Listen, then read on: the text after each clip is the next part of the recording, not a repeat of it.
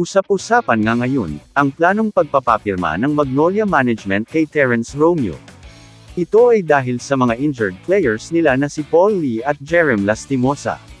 Pabor ka ba na si Terence Romeo ang kunin? O maglalaro na lang din si Coach L.A. Tenorio?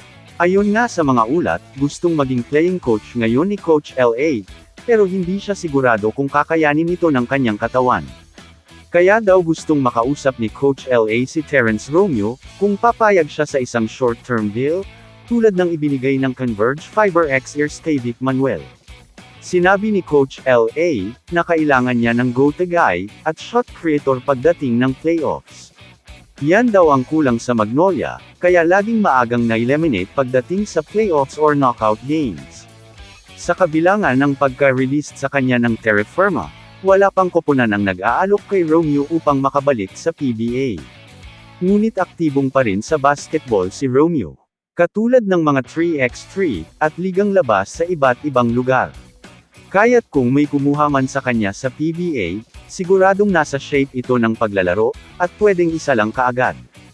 Habang naghihintay kung may PBA team pa na kukuha sa kanya, nagpapapawi sa iba't ibang ligang labas si Terence Romeo. At 150,000 nga daw per game, ang current pricing ni Romeo, sa mga koponan sa probinsya. Tinanggihan nga ni Romeo ang mga alok sa ibang bansa. Ibinahagi ni Terence Romeo na nakatanggap siya ng mga alok na maglaro sa ibang bansa. Gayunpaman, priority pa rin daw niya ang paglalaro sa PBA. Gusto niyang subukang manatili sa liga, lalo na kung may mga koponan na interesado sa kanya. Para sa kanya, importante na nababagay siya sa sistema ng isang team at kailangan talaga siya. Naniniwala siya na ang kailangan lang ng isang manlalaro, ay isang taong nagtitiwala sa kanilang mga kakayahan. Ang tiwala at kumpiyansa mula sa isang koponan ang pinakamahalaga sa kanya. Kailangan na nga ba kumilos ng Magnolia, upang makuha ang veteran star guard? Siguradong malaki pa rin ang maitutulong nito kung kukuhanin nga ng Magnolia. Kaya dapat, ay kumilos na sila. Kung nais nilang mapaganda ang kanilang kampanye sa Philippine Cup.